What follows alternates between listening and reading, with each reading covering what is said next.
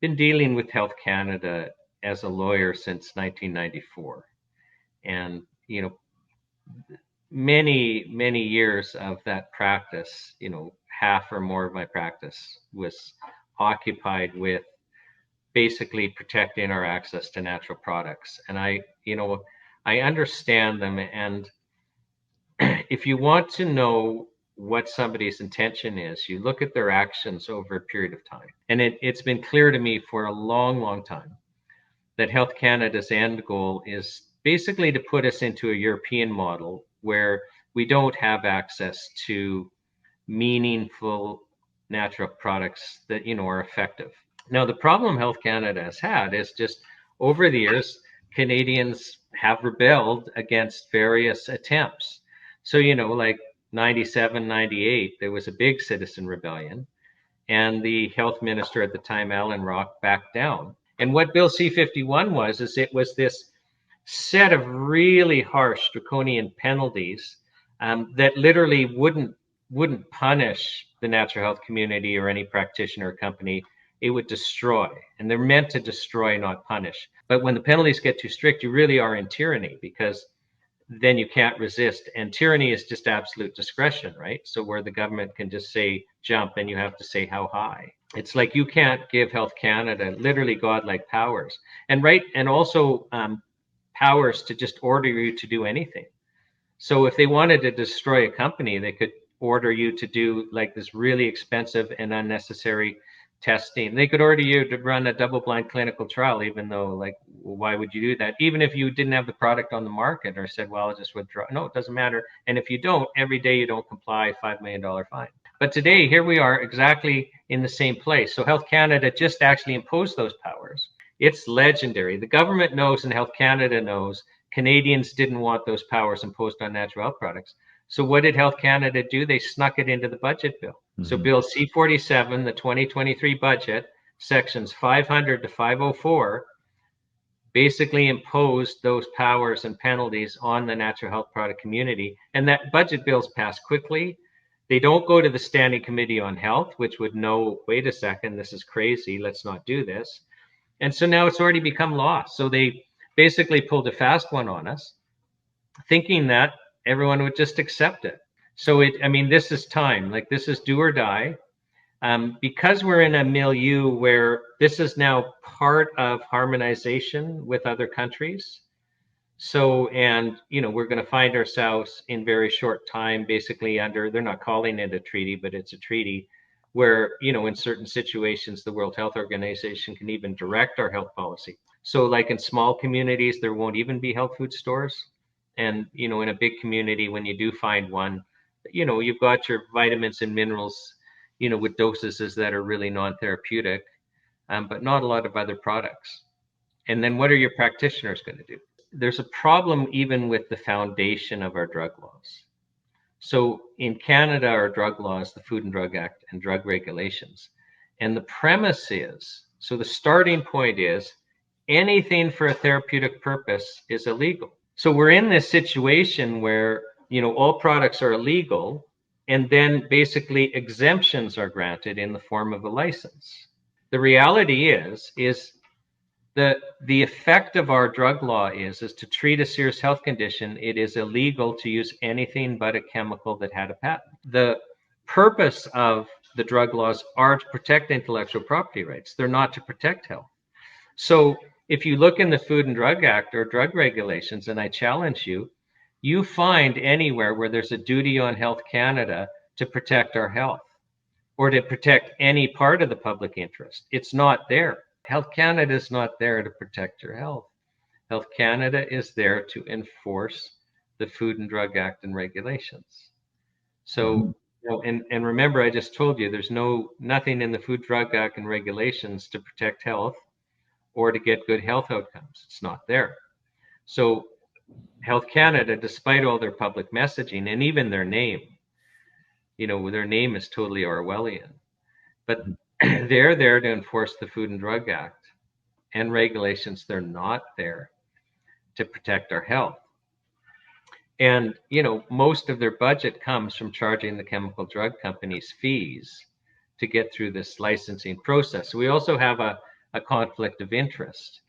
They exist because they charge the chemical drug companies large fees. But the point I was trying to make is that at the time we're talking about, when Health Canada went after Truehope, I mean, a large percentage of the people interacting with Truehope, it's life and death for them. It is life and death. They were serving a death sentence, and they come across Empower Plus, and they get well, because you and I know if it's going to work, and it works 80% of the time, like it's like the light switch goes off and you're not sick anymore. But 100% of the people I interviewed as potential witnesses that had been on, using Empower Plus to manage a serious health condition, 100% of them explained to me they had a suicide plan, that if they were going to kill themselves before they ran out of product, because they were not willing to go back to the life they had before. The product's manufactured in the United States, or was back then, and it was shipped across the border. So Health Canada tells Truehope, you have to stop selling, you don't have a license. Let's ignore that back then you couldn't get a license. Every health product in every health food store didn't have a license. So why are you singling out, like there's probably 80,000 products on the market, and you're picking one and saying you have to stop selling because you don't have a license? And Truehope wouldn't, because they knew a whole bunch of people would die. And they're saying this, but doctors and psychiatrists and people whose lives depend on it, they're writing and calling. And that was all documented. Like Health Canada knew there would be a bloodbath if Truehope complied and took the product off the market. So for Health Canada to pretend that they didn't know that their actions were putting people in danger is outrageous. Here, they had advance notice before they started restricting it at the border from psychiatrists and doctors and people themselves who relied on it, or family members on their behalf. It was a clear message. There's going to be deaths. There are going to be deaths. Don't do this. Can you imagine you're in a job and you're about to do something that's going to lead to people's deaths? Yes. Like in any other context, you're charged with homicide. Like you can't even claim willful blindness. You have all this communication. And then once you start restricting the product and people are going ballistic, you're having professional counselors document, like you say, if there's 1,000 calls, there's got to be 2,000 pages plus. So thousands of pages of people pleading for their lives. And then let's not forget the Canadian Mental Health Association, which every time there was a suicide, Ron Lajeunesse, the Alberta branch president, would hold a press conference to try and shame the government and Health Canada into relenting about the deaths. But there was a large number of people that fell off of the Truehope database and never returned. That's and correct. We have to assume those people died. Yeah. So were there 500 deaths? Were there 1,000 deaths? How many deaths were caused by Health Canada for restricting this single product for a short period of time? The assumption is natural health products don't work.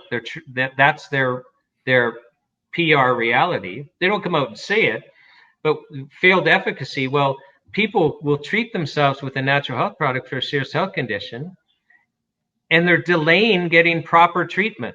The word proper there. And that puts them at risk. So they're not seeking the medical doctor and the chemical pharmaceuticals proper treatment. So there's the risk of failed efficacy. I mean, so there's this PR assumption that natural health products don't work. And isn't that funny, that here we're on a Truehope podcast where, are there, 500,000 people that are only alive today because of a vitamin mineral supplement after they tried all the approved treatments and they didn't work? What you have to understand is when you're doing a risk analysis, you look at, well, what's the risk of removing something from the market also? But Health Canada never does that with natural health products. And I mean, I could give other examples where thousands of people were only alive because of a single natural health product. So, but what Health Canada does, and the Auditor General does, and any other government agency or pressure group or the mainstream media, is they'll try and find a bad case and ooh, this is scary. Look, be afraid, risk, risk, risk, Mm-hmm. without ever asking, well, what's the risk of removing it from the market? And then also without giving you any comparison. So just even ignore natural health products, and what's happening is whenever the government's telling you you're at risk, you have to somehow find out, well, what statistically actually is that risk? Like out of 1 million Canadians, how many of us are going to die from this? And then compare it with other risks per 1 million Canadians. The entire natural health product industry. I mean, I've never seen a credible report where we can say, oh no, this is a death caused by a natural health product. In 1 year of peanut butter use in Canada, 1 year is more dangerous than all of our history with natural health products. Yep. And not a single one of us would give up our right to choose to access natural health products to protect us from the risk of peanut butter. Not a single one of us would give up that right. Mm-hmm. So why are we giving up our right to treat ourselves when we're sick? Let's say that the reality was they were way more risky than they are. There's still a fundamental philosophical, ethical problem. So David, let's say you're one of these people that, you know, rapid cycling, severe bipolar disorder, you're getting involuntarily committed to the psych wards. And you have tried every approved chemical drug, Mm-hmm. and and your life is literally a living hell. Like you have no quality of life. And like I still can't get my head around 100% of people that had found relief with the Empower Plus that I interviewed, preparing for that trial, that 100% had suicide plans because they wouldn't go back. Like I can't conceive what their lives were like. So even if there was risk, you mean you're telling me we don't have the right to choose?